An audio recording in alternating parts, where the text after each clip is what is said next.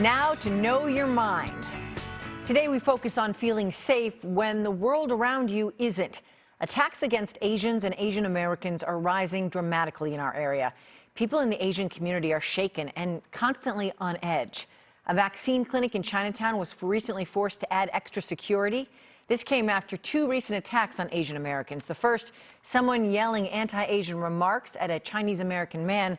The second incident involved a homeless man who slapped an Asian woman near Reading Terminal Market. In both cases, witnesses stopped to alert police, which led to quick arrests. But there is concern about future attacks. Joining me now is psychologist Suzanne Chuchian Chong. She's a staff psychologist at Ursinus College. Thank you so much for being here. Honored to be here, Tracy. Many in the Asian community, understandably, are feeling high levels of stress and anxiety right now. You walk around feeling like you're a target for someone's hate or prejudice. What can people do to sort of bring back a sense of control and cope with that anxiety right now? Well, thank you for asking me that question, Tracy. First of all, I think what we're doing right now, creating awareness, letting the public know that this is happening, that is crucial, and that is definitely absolutely necessary, and letting people be aware that the community needs to be aware that these things are happening. And if you're a bystander and you're in public and you're seeing that happening, I think being aware of your surroundings first and foremost is crucial. And if that is an incident that is occurring in front of you, you're noticing someone making a slur, a remark, or even being actively aggressive, physically aggressive, intimidating. If you're not a target of that and you notice an alleged actor acting upon that, first things first is approach the situation, of course, ensuring that it's physically safe to do so. Distract the alleged actor. You know, it could be spilling a cup of coffee that you're carrying. It could be approaching the victim and just almost acknowledging as if you know the victim. So distracting the alleged actor from the situation, diverting the attention from the alleged victim would be helpful.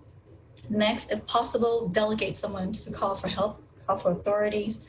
I think that is crucial as well. If you notice another bystander around, alerting them to let them know what's happening, galvanizing support from the public. And third, if you have a camera with you, a phone with you, I think documenting the alleged incident is also crucial. And I would say the next, when you approach the victim, letting them know that you have some footage, and maybe the victim would also be appreciative of that. Right, and what you're describing are the actions of an active bystander, for people who aren't familiar with that term.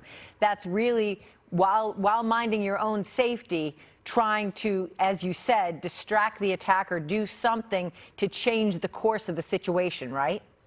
Absolutely.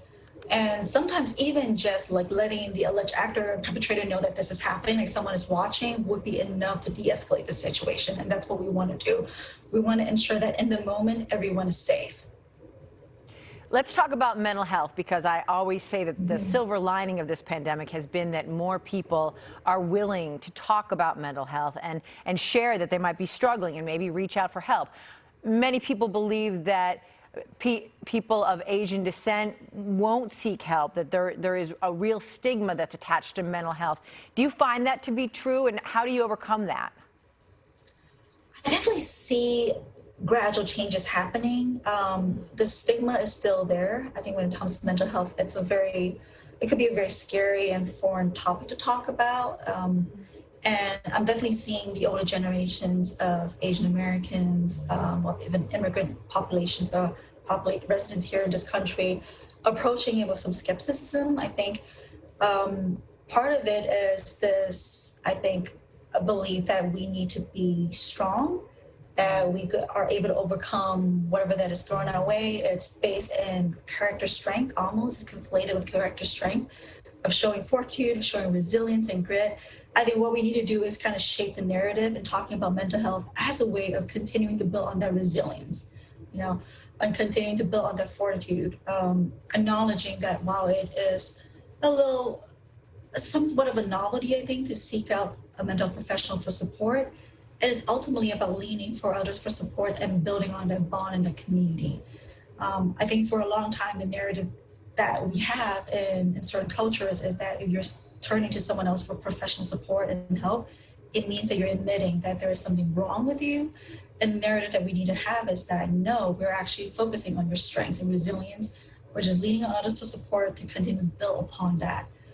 But I'm definitely seeing that change, especially among the younger generations. I'm definitely seeing an increase in just through services that we're offering as mental professionals and uptake in that. And I think that is through a lot of awareness programs that we've been putting out there. So that is definitely helpful.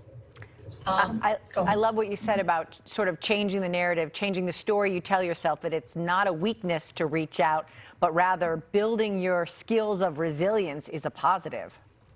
Exactly. And that's what mental health therapy is about, actually. You know, we do talk about the tough issues, but ultimately at the end of it is like checking in, like, what did you learn about this? What did you learn from this? What did you learn about yourself? What did you learn about your community? Psychologist Suzanne Chuchian Chong, thanks so much. Thanks for being with us. Of course. Thank you so much. Take care.